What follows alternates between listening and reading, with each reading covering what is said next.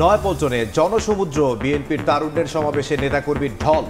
দলের ভবিষ্যৎ পরিকল্পনা তুলে ধরবেন তারেক রহমান। ভোটের মাধ্যমে গণতন্ত্র ফেরাতে দ্রুত নির্বাচনের দাবি।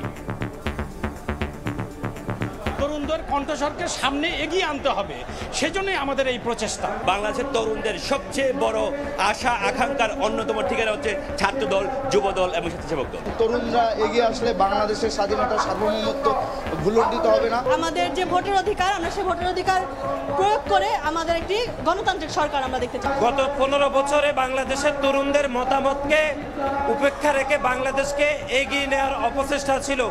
সেই তরুণদের মতামতকে প্রতিষ্ঠা করব। ৭১-এর মানবতা বিরোধী অপরাধের দণ্ড থেকে খালাসের পর মুক্ত জামায়াত নেতা এটিএম আজহার আদালত ও জুলাই আন্দোলনকারীদের জানালেন ধন্যবাদ।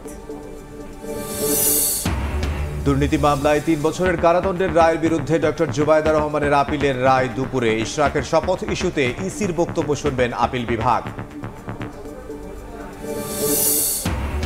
4 দিনের সফরে জাপানের প্রধান উপদেষ্টা যোগ দেবেন নিক্কেই সম্মেলনে। বিনিয়োগ বাড়াতে টোকিওর কাছে $100 কোটি ঋণ সহায়তা চাইবে ঢাকা। দেশের ভৌগোলিক অখণ্ডতার প্রশ্নে কোনো আপোষ নয়। রাষ্ট্রপতি কুচকাওয়াজে বিমান বাহিনী প্রধান চ্যালেঞ্জ মোকাবেলায় সদ্য কমিশনপ্রাপ্ত অফিসারদের প্রস্তুত থাকার নির্দেশ।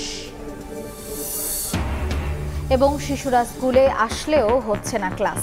11তম গ্রেডের বেতন সহ 3 দাবিতে 3 দিন ধরে কর্মবিরতিতে প্রাথমিকের সহকারী শিক্ষকরা।